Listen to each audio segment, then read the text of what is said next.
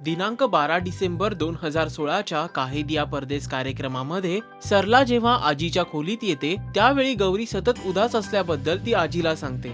तेव्हा आजी तिला समजावते की गौरीचं माहेर इथून बरंच लांब आहे, त्याचप्रमाणे इथल्या वातावरणासोबत जुळून घ्यायला तिला वेळ लागेल।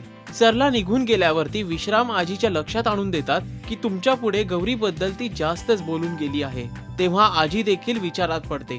मुंबईमध्ये सावंत कुटुंबीय घर सोडण्याआधी खूपच भावुक झालेले असतात। निघण्याआधी आजी सुद्धा जुन्या आठवणींना उजाळा देते। त्यावेळी सर्वच जण गहिवरून जातात।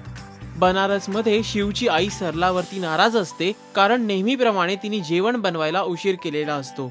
तसंच शिवच्या आईचे पाय दुखत असल्यानं ती चिंतित होते की सर्वजण आल्यावरती त्यांना जेवण कसं द्यायचं।